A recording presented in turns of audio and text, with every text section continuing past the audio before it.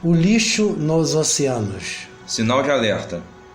As ilhas de plástico não fazem parte das ricas paisagens oferecidas pela natureza ao homem. Elas são um grave e atual problema de aglomeração desses resíduos na superfície das águas dos nossos oceanos. As preocupantes ilhas de plástico, também conhecidas como ilhas de lixo, são tristes reflexos da ação do homem, em especial pelo descarte inconsequente dos diversos tipos de materiais poliméricos. E não estamos nem falando no presente texto sobre o lixo depositado no fundo do mar, apenas o que está boiando. É um grande problema ambiental mundial que está se multiplicando. Atualmente, já são 5 amontoados gigantescos de plásticos cercados de água por todos os lados ao redor do mundo. Uma no Oceano Índico, 2 no Oceano Pacífico e 2 no Oceano Atlântico. São vários os tipos de plásticos que, descartados incorretamente, vão parar nas águas dos nossos oceanos e levam anos para se decompor, como por exemplo, saco plástico, 20 anos, copo de espuma plástica, 50 anos, canudinho plástico, 200 anos, garrafa plástica PET, 450 anos, fralda descartável, também 450 anos, linha de nylon de pesca, 600 anos. A falta de uma educação ambiental e da conscientização ecológica de toda a sociedade estão entre os principais fatores para que as ilhas de plásticos continuem a crescer nas nossas águas, assim como os lixões nas cidades. Nesta matéria, você irá conhecer as 5 ilhas de lixo existentes e os impactos que elas promovem ao meio ambiente e na vida marinha e humana. Nas aulas de geografia, aprendemos que uma ilha é um pedaço de terra firme, cercada por água, que pode ser doce ou salgada, naturalmente bela e atrativa turisticamente. Ilhas de plástico nada mais são que enormes concentrados de lixo cercados de água, formadas pelas correntes circulares oceânicas. Ou seja, os conhecidos redemoinhos puxam os resíduos flutuantes presentes na água, deixando-os presos em suas áreas, formando então os enormes amontoados de plásticos. Essas ilhas são resultado do descarte incorreto de qualquer tipo de material plástico.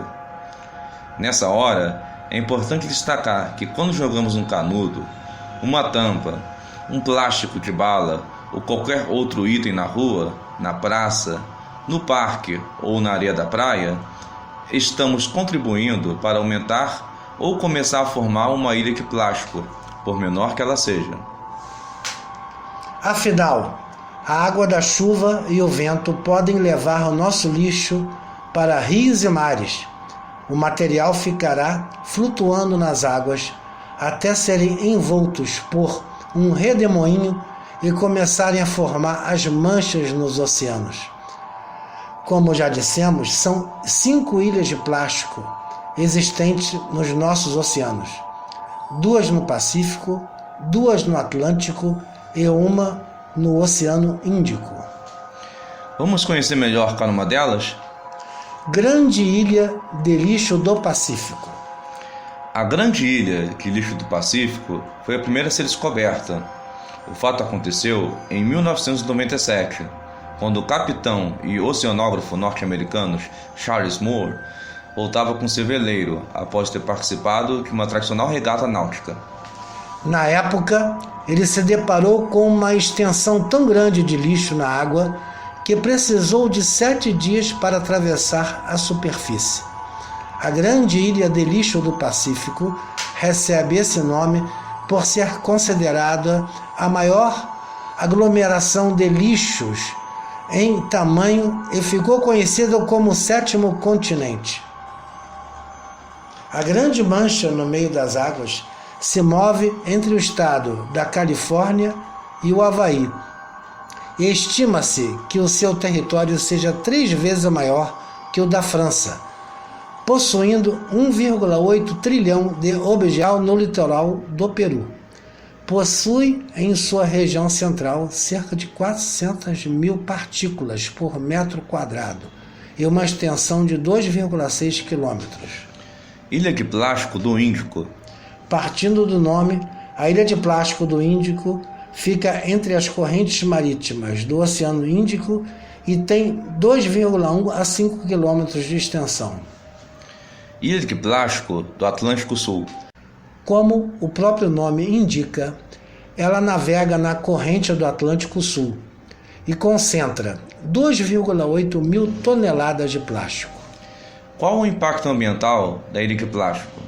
São vários os impactos ambientais que uma ilha de plástico pode promover. O primeiro deles é a ameaça à vida marinha. Muitas espécies podem ficar emaranhadas entre pedaços de reis e outros plásticos e serem transportados para habitats diferentes do seu, dificultando a adaptação, a busca pelo alimento e até mesmo a sobrevivência no local, já que passa a ser um invasor no novo sítio onde foi parar. Sem contar que ao ficarem presos em sacolas plásticas, por exemplo, muitos animais acabam morrendo asfixiados ou contaminados. Muitos fragmentos dos resíduos de plástico são confundidos pelas espécies marítimas como alimentos. Por isso são ingeridos, o que acaba colocando as suas vidas em risco. A poluição marítima é tão preocupante que há anos o Fórum Econômico Mundial prevê que em 2050 os oceanos podem conter mais toneladas de plástico do que de peixes, se o consumo, as embalagens e o descarte não forem repensados pelos dirigentes das nações e pela sociedade em geral. Além da vida marinha, os impactos também podem refletir na saúde humana. Por exemplo, se peixes e outras espécies se alimentam de pequenos fragmentos de polímeros e outros materiais, caso entrem na cadeia alimentar humana, a saúde das pessoas também estará comprometida. O lixo nas águas pode provocar acidentes em embarcações, o que também acaba por colocar em risco a integridade e a vida das pessoas. Sem contar que praticamente todo o plástico descartado indevidamente poderia ter sido selecionado, passado por um processo de reciclagem e se transformado em matéria-prima para novos produtos, gerando renda para uns e economia para outros. E por último, a ilha de plástico também afeta a economia regional e global, interferindo nos resultados do turismo, pesca e agricultura. Sem contar que praticamente todo o plástico descartado indevidamente poderia ter sido selecionado, passado por um processo de reciclagem e se transformado em matéria-prima para novos produtos, gerando renda para uns e economia para outros.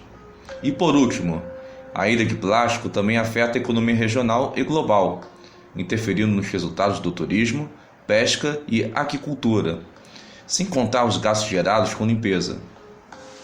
Como auxiliar no combate às ilhas de plástico? Toda a sociedade, com pequenas atitudes, pode auxiliar no combate às ilhas de plástico. Para isso, bastam práticas de compras conscientes e destinação correta dos resíduos. Nessa hora, 2 atitudes fazem a diferença. São elas: evite usar plástico, compre somente o necessário e evite consumir produtos que venham em embalagens plásticas. De modo geral, evite gerar resíduos plásticos. Para isso, você pode levar ecobags ao mercado, feiras e padarias, eliminando a necessidade das sacolinhas plásticas, optar pelo refil, evitar plástico de uso único, como canudinhos, copos e outros descartáveis, usar vasilhames retornáveis para comprar bebidas, usar prendedores de roupa de madeira ao invés de plásticos, priorizar plásticos biodegradáveis, reutilizar potes e embalagens para trabalhos manuais e outras finalidades. A título de curiosidade, conforme a cartilha da Associação Brasileira de Supermercados, estima-se que no Brasil sejam consumidas 41 milhões de sacolas plásticas diariamente. Esses dados mostram a necessidade urgente de termos como hábito selecionar o nosso lixo e fazer a destinação correta de todos os resíduos recicláveis, como plásticos, vidros, metais, papel, papelão, entre outros. O descarte correto dos resíduos, além de reduzir a poluição e preservar a vida marítima, ajuda no combate à ilha de plástico. Também ajuda a gerar renda para milhares de famílias e faz com que o material seja reinserido à cadeia produtiva, por meio do processo de reciclagem. A coleta seletiva é uma etapa importante do processo de reciclagem. Porém, ao separar o lixo, que não é reciclável, daquele que pode ser reaproveitado, contribuímos individual e coletivamente com a correta destinação de resíduos recicláveis. Além disso, a reciclagem é fundamental para a preservação do meio ambiente e para a promoção da sustentabilidade. Diversos tipos de materiais têm o potencial de se transformar em matérias-primas para a criação de novos produtos. Os municípios teriam a obrigação de introduzir a coleta seletiva e implementar a indústria de reciclagem.